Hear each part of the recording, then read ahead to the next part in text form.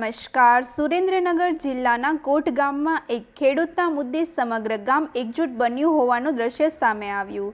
ધ્રાગધ્રા-સરા road પર ગ્રામજનોએ road block કરી વિરોધ નોંધાવ્યો. ગ્રામજનોનો આક્ષેપ છે કે તાળું તોડવાની કાર્યવાહી કાયદેસર ન હતી, છતાં જવાબદારો સામે કોઈ કાર્યવાહી કરવામાં આવી નથી.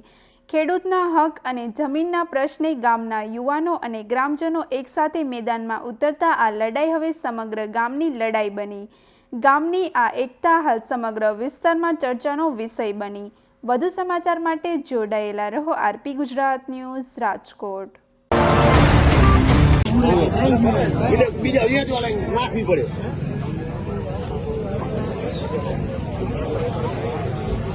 $5 તો ભલે જ છે ને.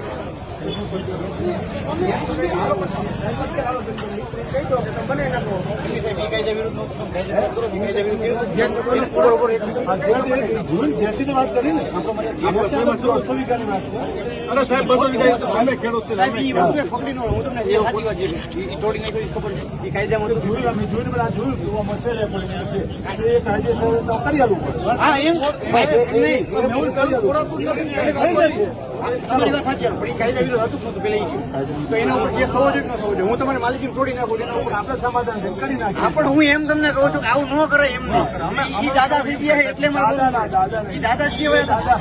છોડી નાખે એટલે દાદા નો કહેવાય. દાદા જ કહેવાય ને, છોડી નાખે દાદા જ કહેવાય. દાદા નો કહેવાય સાહેબ.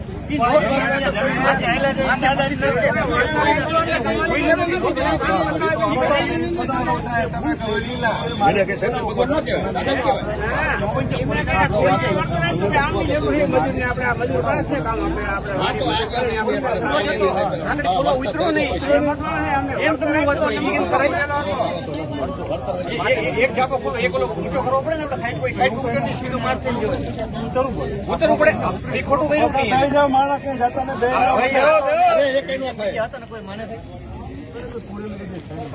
કોઈ નો મને અમે નક્કી એમ કીધું પડે. શું અત્યારે વિડીયો આવ્યો એટલે વિડીયો એટલે માનતા જ નથી કે ના અમે નક્કી અમારા માણસો એવું અને બોલવા વાળા છે.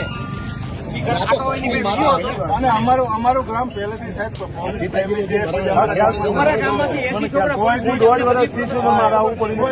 કોઈ રાવ ગામની સાહેબ અમારી રાવ આવી કોઈ બરોબર.